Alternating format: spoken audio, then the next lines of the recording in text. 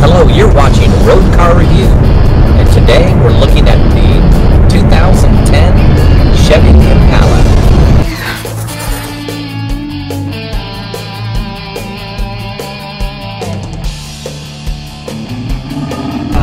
This is a 2010 Chevy Impala, and I'm not a real big fan of the Impalas, just really basically because of the styling.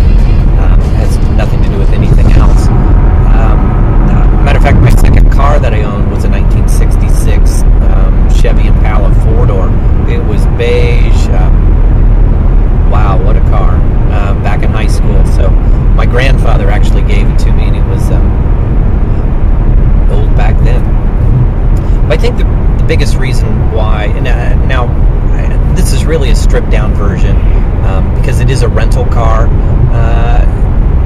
That probably has a lot to do with it, but I don't want to give this car bad props because there's a number of things that you kind of overlook.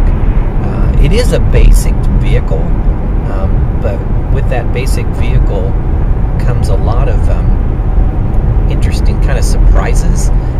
One of those is it gets great gas mileage. I'm not sure what the fuel capacity is, but really when you start driving, it's getting about 27 miles to the gallon. It's a V6 front-wheel drive car, really solid from that standpoint. I think I've driven this car a number of times, but it may have been a V8 that I drove in the past that then shifted down to a four-cylinder, which I was thinking it was getting close to 30, which was pretty good. I think the thing that I really don't like about these cars is really how plain they are.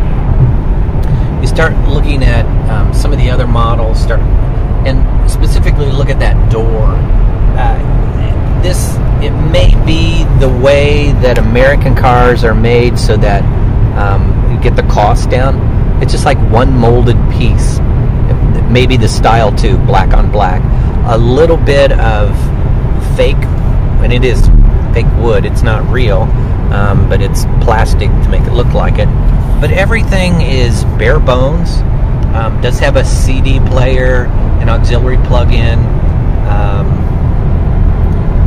there's regular instrumentation. It does have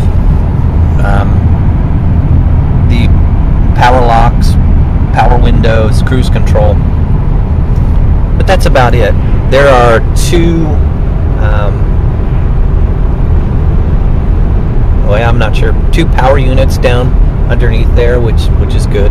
I'm not quite sure if I like that shifting handle, but it is, it doesn't have any of the indications of what gear you're in. That's all based upon what's up here.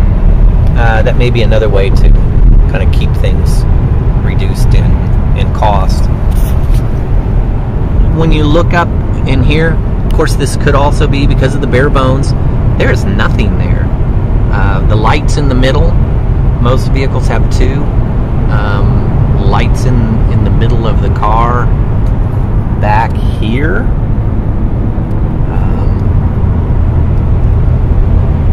But it is a solid car. If you're looking for something that matches your personality, maybe this is it. Well, here's the engine. We're actually in a gas station right now, so it's a little bit loud. But V6 3500, not too dirty now. Been driving in the snow. Good pickup. Really seems to be a pretty good engine. You know, as I continue doing these, and as we get more, there may be some things that specifically that you'd like to hear about on these cars. One of the things that I'm doing is kind of doing this as I go, so I'm going to try to narrow down some of the specifics of what I'm always going to talk about. But right now, I'm really not sure. I'll always show you the interior. I'll tell you how well the car drives. You'll be able to hear how well the sound is in the car. So we'll be able to judge that way. But if there's something that you would like to see, I think the last one I didn't even show an shot. I will, from now on, there will always be an exterior shot. You need to also realize that I'm not cleaning these cars, and because of the weather, sometimes they'll look good and sometimes they won't. But that's not really what we're trying to compare, is how shiny they are. Majority of the time, your car will be dirty, especially if you live in the Midwest. So it'll also kind of tell you what it'll look like when it is dirty. But if there is anything that you would like to see in the future, go ahead and put it down in the comment sections, and I'll be glad to address those. I just had the opportunity to test out the passing gear, and one of the things that I really liked about it, I think a lot of it has to do with the fact that this is a V6. Punched it and it just took off.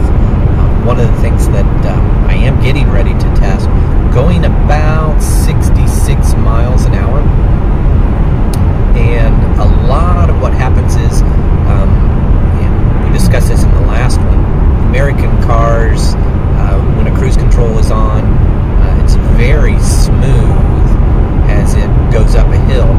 Foreign cars, Kia, Hyundai, Lexus, all seem to set you back as the cruise control kicks in to keep you at that speed.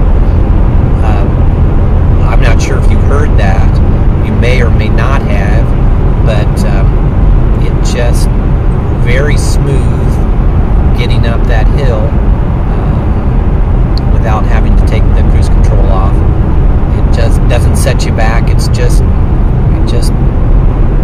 slowly accelerates you up.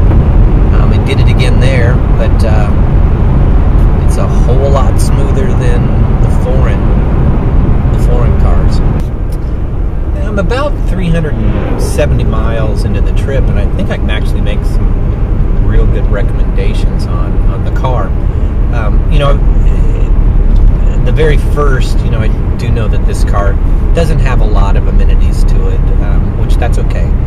But I think the thing that I can say is, if you are looking for just a solid, basic car that is going to be great transportation, I would look at the Chevy Impala.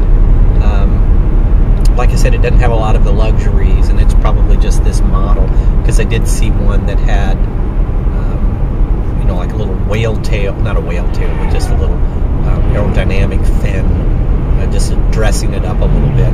And this does have kind of like some little side moldings or skirts on it. It does a little bit something to it. But if you decked it out pretty well, make a nice car. It gets great gas mileage. It's hanging right there at 26 and a half, 27 miles to the gallon, which is exceptional for a car this size. Has huge trunk space. It's got great pickup. The back seat looks like it's got enough room in it. So all in all, good car. It sounds real good. So at least if you're looking at an Impala, it would be a good one to look at. If you've had some other ideas about the car, you'd like to pass on some information, go ahead and leave it down in the comment area, and hopefully that'll help some other people that are out looking for the car. And my name's Lee Thomas, and this is Road Car Review.